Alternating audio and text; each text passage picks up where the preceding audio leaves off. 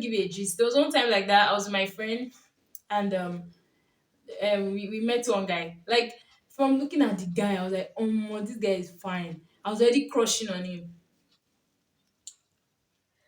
Then he started talking. Jesus Christ. Oh my God. He, the crush disappeared. It disappeared. It disappeared. Do you know? That was when I realized.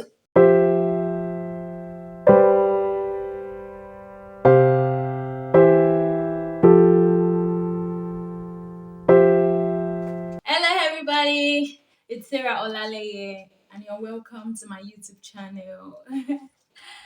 Wow. Okay. I'm excited to be here.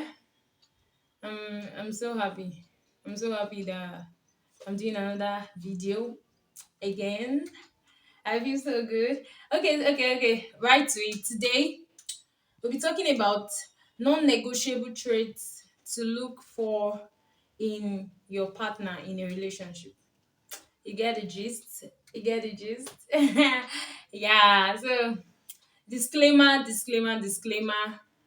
I'm not a relationship counselor. I'm not a relationship coach or all those things, but this topic is like a topic I would like to give my opinion on. That was why I started a YouTube channel, to give my opinion on things. So, disclaimer, this is my opinion. It might not be your opinion, but I just believe if you are going to go into a relationship, if you have a partner, your partner should have these things. Like, this is not even gender based, like both man and woman should have these things, and this traits shows that they are ready to go into a relationship, or that they are relationship worthy. I think you get what I'm trying to say anyways. So that's the gist about the relationship thing. So, non-negotiable traits you should look for in a partner. I don't say in your partner. Because I feel these traits, should your partner should have them, or the person should have them before they can become your partner. You get what I'm trying to say, right?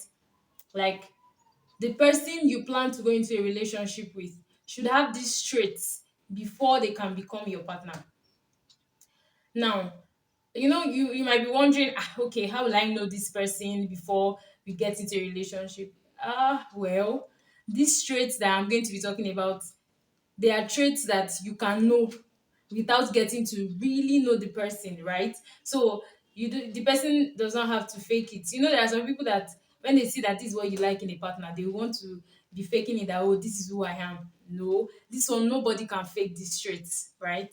So, these traits are traits that are very noticeable. Like, you will notice these traits that it's like, this person that maybe we're in the talking stage, or this person that I'm citing from above or below. It's like, this person is not the one, or this person does not have this trait. So when you see this, you're like, no, this is not the person for me.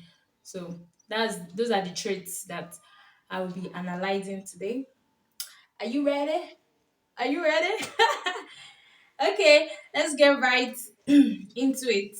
One thing I would say is, maybe some of these traits are not, like, maybe not all these traits are for you. Like, there are some traits you can be cool with. There are some traits you're like, no problem, I'm good with it. So I don't want you to see all these traits as, okay, if the man or woman does not have all these traits, then say no. Nah, I don't want you to see it like that. I want you to see, like,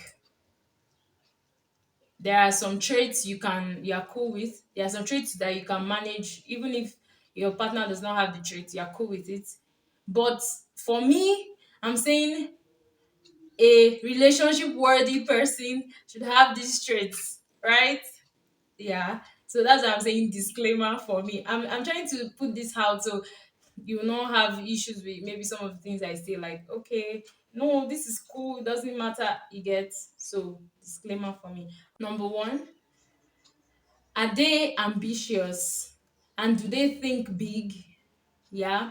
So, like, being ambitious is relative, right? So The man can be ambitious and the woman will just be like, okay, cool, I don't want to be so ambitious. The woman can be ambitious and the man will just be like, I don't want to. But do they think big?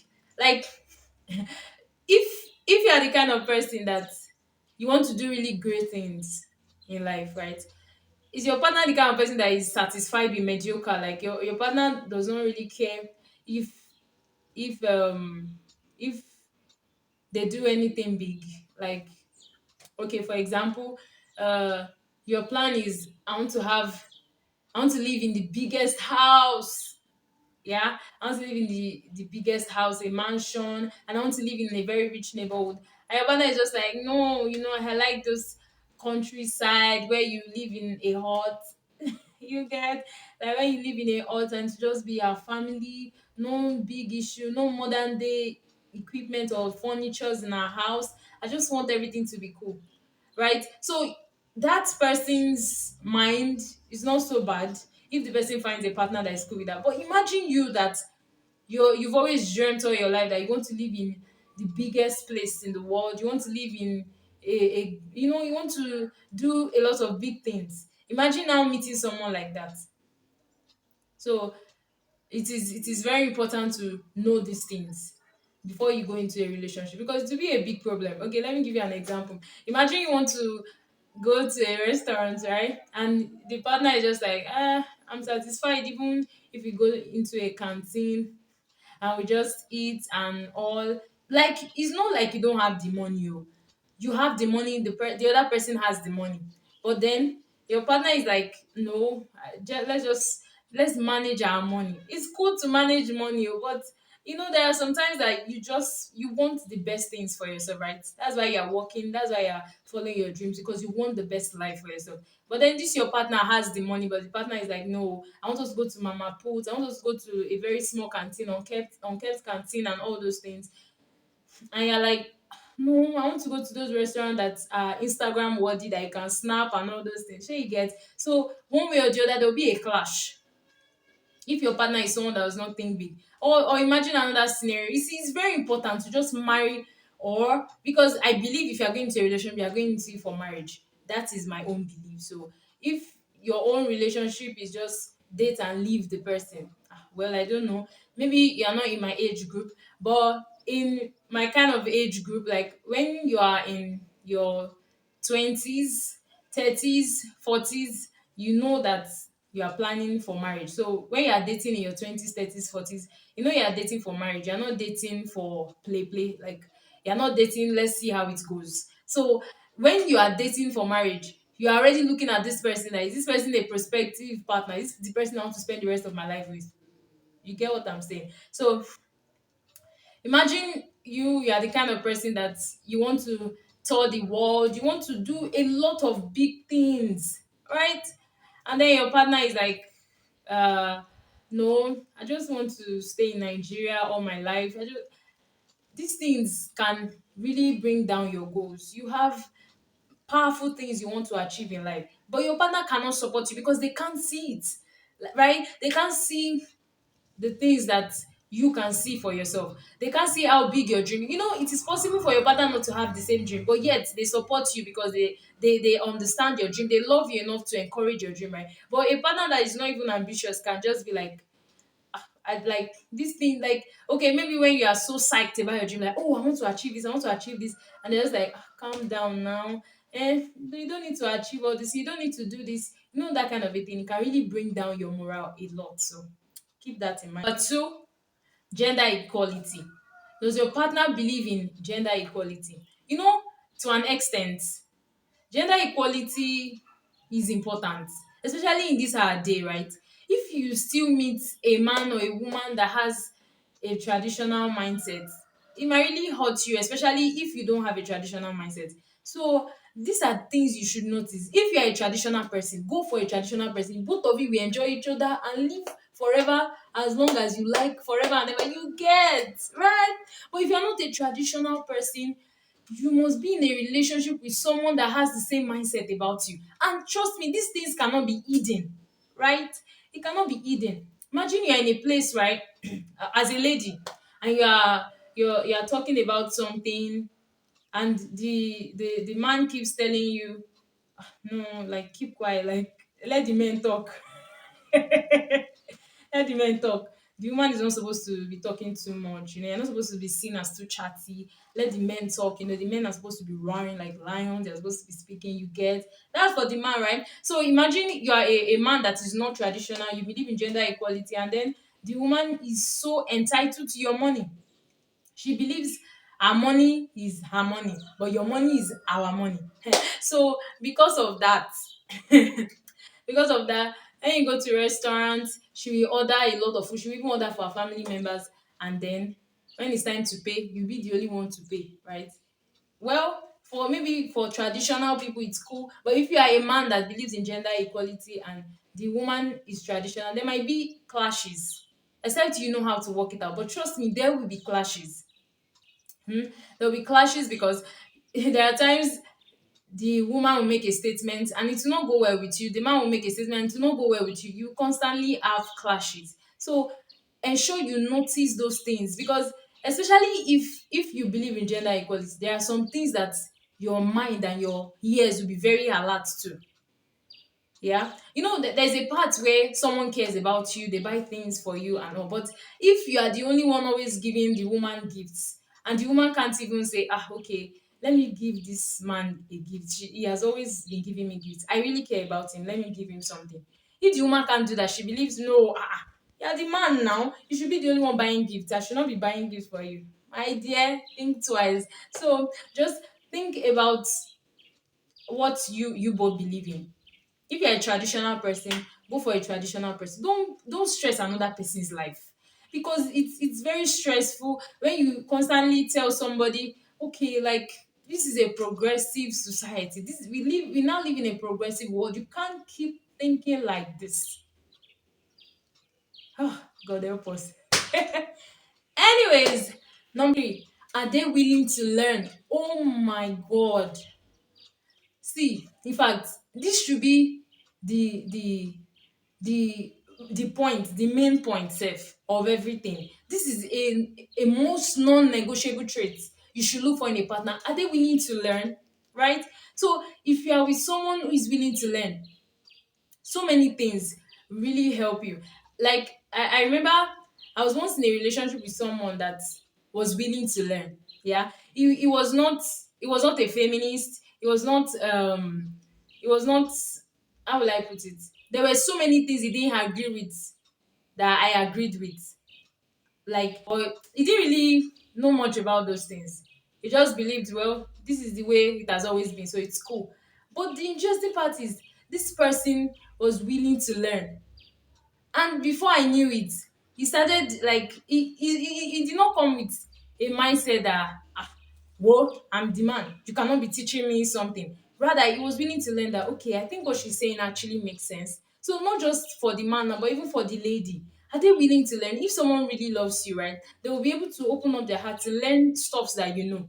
If there is something about you that they don't understand, instead of giving up all of a sudden, instead of just pushing you aside like well, you're too hard to understand and all, they will be willing to understand you. They'll be willing to learn your mentality. Maybe you have a kind of mentality. Instead of them just brushing you out or brushing you off as a bad person, they'll be willing to like understand you. They'll be willing to learn. If there is something you believe in, if there is something you know, they'll be willing to know it too. So maybe they can come to your level or maybe they can raise you to their level. So if both of you are willing to learn from each other, it will really help. But if you are with a partner that is not willing to learn, there will be issues. Seriously, there will be issues because there will be times when you just be like, I don't like it when you call me at night. I like day calling maybe because at night I fall asleep easily. I don't know. I'm just giving random examples. So this person is willing to understand that okay, this is how he is, this is how she is, and I'm willing to get to that stage because trust me, relationship is not very easy. It's not even easy at all. Those people that you see their relationships online and they have like this credible image that they are doing well. Trust me, they put a lot of work in the background. A lot of work goes on in the background. So for a relationship to work out, you have to work together to make it work. When one person stops fighting for the relationship, when one person gives up on the relationship, the other person cannot make it stand. Do they see life the way you see it? Do they have the same mindset with you? I think this should also go for this should go for the one I said before about the thinking big and all those things. But then it's a different segment too. Do they see life the way you see it? Do they have the same mindset with you? Like, are they open hearted to receive new things about you? Because when you are in a relationship with someone, you get to know new things that you never knew before. You get, there are some things about their world. You enter their world and you get to see that there's a different world apart from yours, right? So if you meet someone, you should be able to come into their world and allow them come into you. So when you're looking for someone to go into a relationship with, you should seek someone that have the same mindset with you. I remember one time like that. I was having wait at a wedding ceremony, and I was just gisting with some brothers in the wedding ceremony, like some guys in the wedding. I was just gisting with some guys in the wedding ceremony, and then I was like, in my own wedding, me, I don't want them to be playing all this Christian song, like all this spiritual song, and people be falling under anointing and all those things. And then this guy beside me, we're not even that close, but the wedding just made us meet each other and all.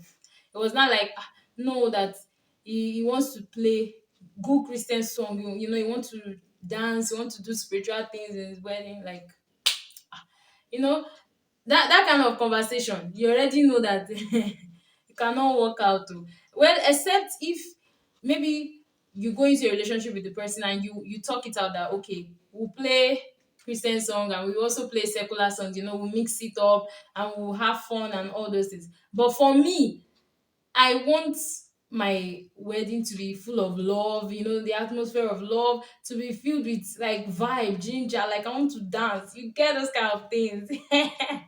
So everybody with their own stuff. So there are some people that on their own wedding day they want to do revival service. Yes, they want to praise God, they want to pray and all those things. If you find a partner that is cool with it, perfect. But if you are with someone and the person is not cool with it, people will start knowing from when you start talking like it's like we are at loggerheads, so it's like things are not going to work between us. You get what I'm saying?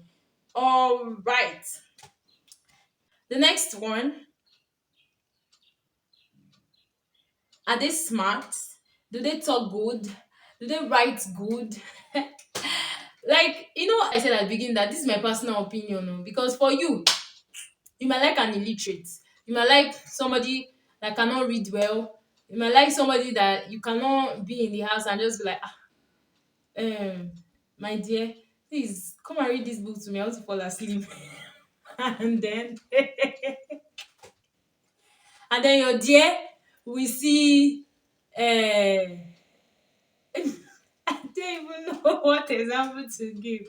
Your dear will see pat me on the back, and your dear will say pet me on the back, and you'll be confused like okay, what's going on?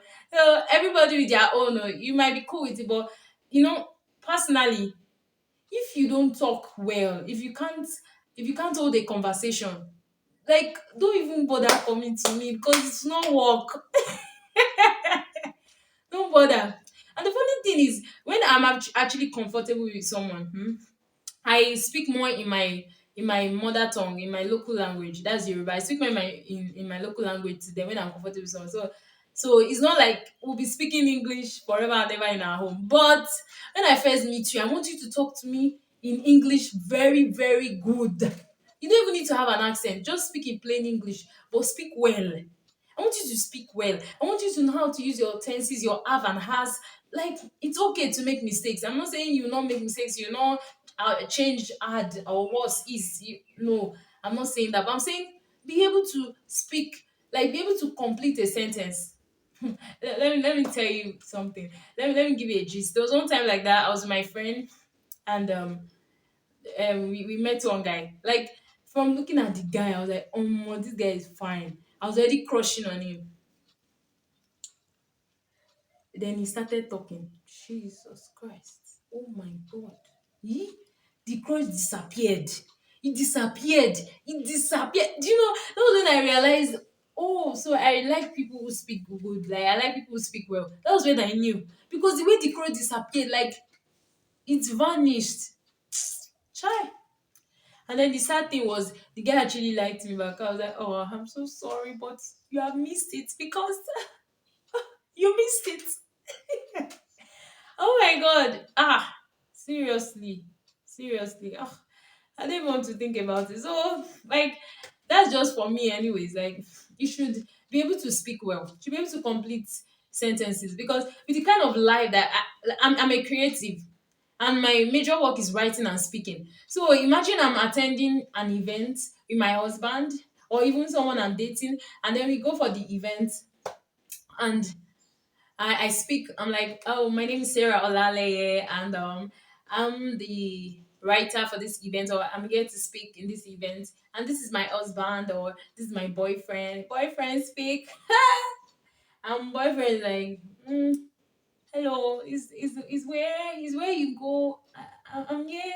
My wife here. She's here. We go together. We come here.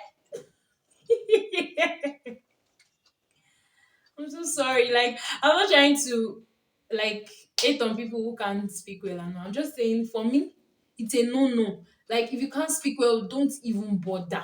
Don't bother. It's a no-no for me. So I don't know about you. Maybe you're cool with someone who can speak well. And they should be able to read well, like I said, and also write well. Like when you're in a relationship, or like let me say for me, when I'm in a relationship, I want to receive like love texts, and we're going to be chatting often. So imagine the person is chatting and the person is using shorthand to be writing instead of y-o, the person is writing you. Like instead of and, the person is writing nd. Me, I just feel like using shorthand to type, it shows that you like, oh my god, I don't even know how to explain it. I just feel like you're not very learned to be using shorthand to type at this age. The last time I used shorthand to type was during the days of to go. Yeah, when we thought shorthand was like the deal. When we thought if you use shorthand, you're the cool person. But now shorthand is no longer cool. Please, if you are watching this video and you're still using shorthand, but you're a learned person, you need to change because it will show in the way you interact with people. Imagine now you have an appointment or an interview online. There are some job offers that you get online, and the person will just be like, okay, send me your name, send me what you do, this, that. Imagine you now want to talk to a prospective employer, and you are writing with shorthand. You are writing, please, I hope you know that it is not I'm coming. It is I am coming, like I'm coming. Like it is not I'm coming am. The last time I did I'm coming was like years ago, many years ago, right? So you need to work on that. You need to work on that. Like using short and not being able to write well, it puts people off. I remember there was a time I was reading something about a relationship somewhere, and they were asking ladies. Yeah, I think they were asking mostly ladies and probably men, but I really saw more ladies there. They were asking them what is one thing that puts you off in a conversation, especially in a chat. And they said the use of shorthand to write. Like, I'm not talking about shorthand, the shorthand we learned in business studies. So no, that's not what I'm talking about. I'm talking about shorthand, like when you want to write y-o-u and writing you. When you want to write I called you and writing c-a-l-d. That's what I'm talking about. So you really need to watch that because there are times you say, I spoke to this girl or I spoke with this guy, and they snubbed me or they didn't reply my chat. It might be the way you're chatting. This is just a tip for you. Next, do they care about your goals or the things you care about? I know I kind of talked about it earlier, but this is very important. Do they care about your goals or the things you care about? This is important. Like, let me talk about, okay, there was this movie I watched. I can't really remember it, but I think it was this kind of all mark movie, but I can't remember the title. I really love all mark movies. So if you love all mark movies, friends, yeah. So there was this movie I watched, and okay, so this guy, I think he was a prince. He fell in love with some random girl in the hairdresser shop. I'm sure if you watched it, you already be getting the drill, right? So he fell in love with this random girl, and this girl, I think her goal or her dream, because she came to the king's country, yeah, the prince's country. So her goal or her dream is to help some people in the part of the prince country, they have this other part that is for the poor people. So she loved those people, in the those poor people. She was trying to help them. Yeah. So they needed some things for their home, and so on and so on. But there was someone the prince was supposed to marry. Yeah. So but the prince was not even sure if he liked the girl or not. You get the gist, right? So there are two ladies and the prince. So this lady he liked, this random lady that is not from a royal family. You already know that the person the prince was supposed to like is from a royal family. She will help the prince country, all these major things and all. So the prince likes this random girl, and then she came to him that, oh, there are people in this poor country. The prince said he has never been there before, and she was like, "Ah, I want to get them some things." The prince was like, we have plenty things in our store and we don't even use them. So the prince was doing a lot of things to help her with what she wanted to do. But then this other lady, the one from the royal family, she was telling the prince about this dog-ish company she wanted to set up. She was so passionate about it that she was telling the prince, but the prince was not hearing anything. Like, was not even paying attention. Like, the lady at that time, that princess that he was supposed to marry, she was already thinking like she does not like him, but let her try. You know how all this I don't know what they call it, arranged marriage, now arranged marriage works, right? Like, you try to like each other, but she was already like, I don't like him, but let me try. So telling him her goals, she was expecting to get a positive feedback. He should at least be excited for her. But he was not excited. Rather, he was looking downstairs at the lady as she was packing the stuff she wanted to give out to those children. So the lady knew at that time that I don't want to do this. Someone who is not even buying into my goals, someone who does not even care, he's not even listening to me, and he's just saying, all right, to the thing I'm passionate about, it's a no. So, like, you don't have to, your partner does not have to know much about your goals. Yeah, they don't have to understand fully what your goals are, but they have to be excited for you because they see you're excited and they really care about you and they're excited for you. You get, or someone who could be like, maybe someone you are not in a relationship with, someone you are just friends with, and you're thinking, okay, should I get into a relationship with this person? The person should at least be nice enough. Like, the person should be this kind of person that if you talk about, oh, this is what I want to do. I want to set up a paper company where I'll be selling paper to people. Even if the person does not really get, the person should be able to say, oh, I think that's cool. Well, I noticed you actually like books, so maybe you can do this. The person will start saying, maybe you can do this, you can do. Someone who is flowing, who is having a conversation with you about the things you care about. That person should be a potential person you want to spend the rest of your life with if you are thinking about it. So if you have a partner or someone you plan to go into a relationship with who also sees your goal that way, who is ready to embrace your goal, and who is ready to have conversations about your goal, and who is even ready to give you ideas, this person is backing me up, this person is encouraging me, my dear, please make sure you stick to that person if every other thing checks out, right? Because goals mostly are always very dear to us.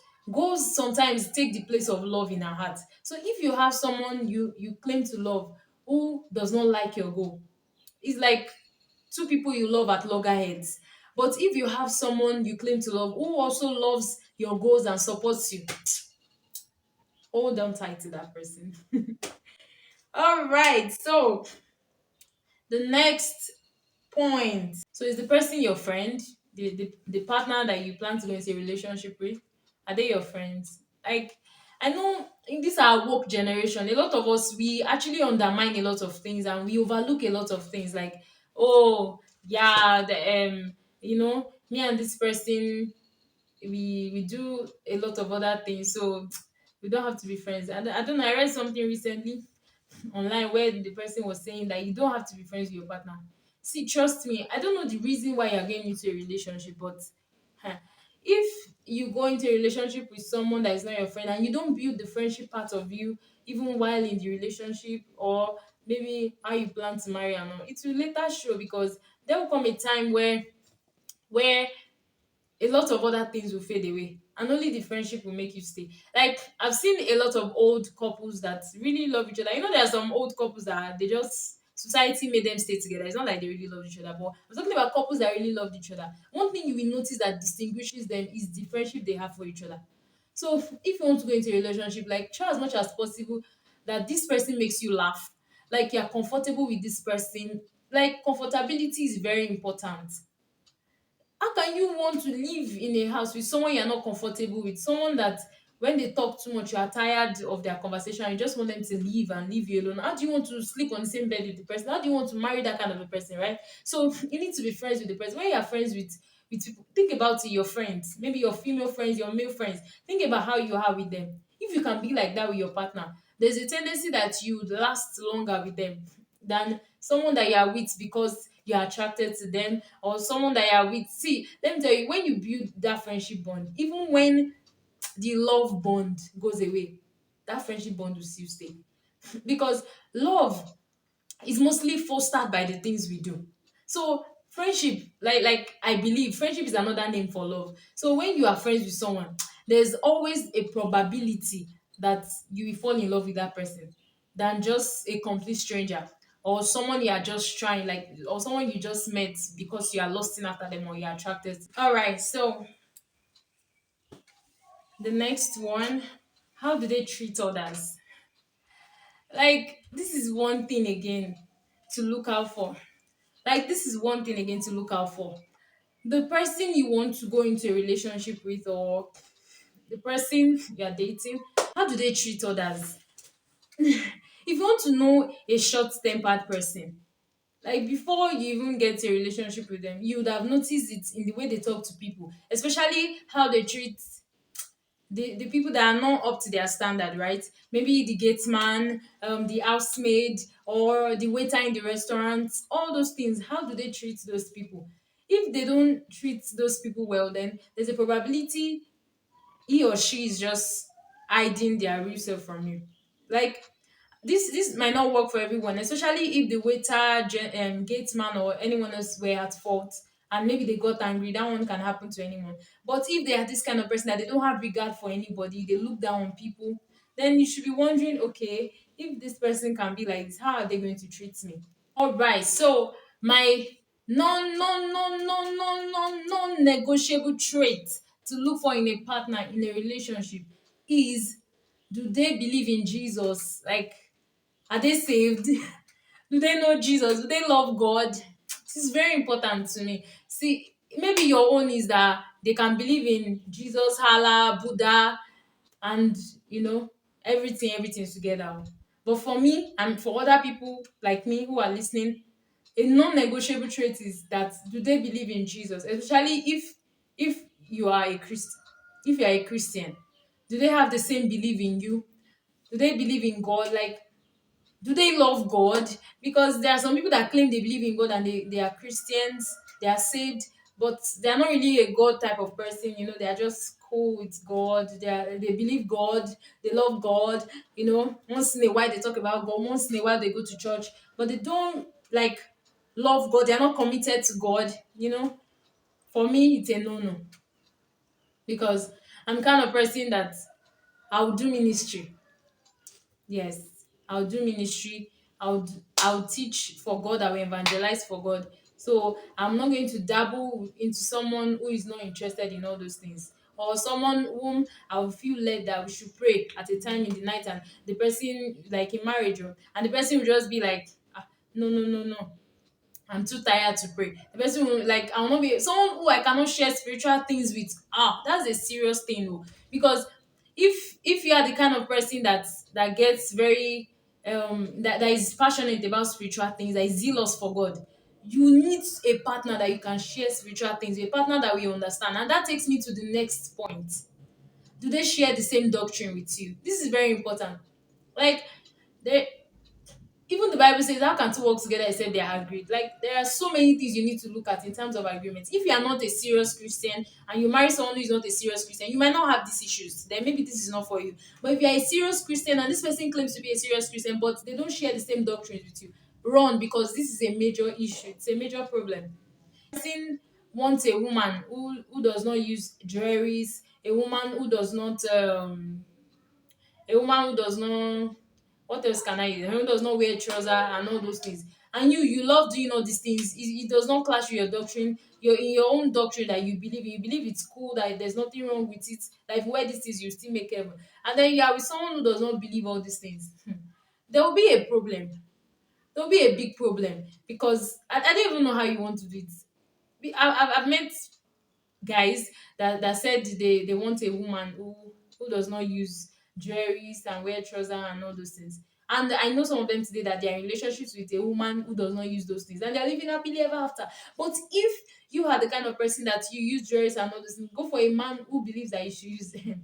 And please talk about these things before going to a relationship or before getting married, because you cannot get married finish and maybe the man now say that uh I don't want you to use jewelries or and that, and you just be like, what?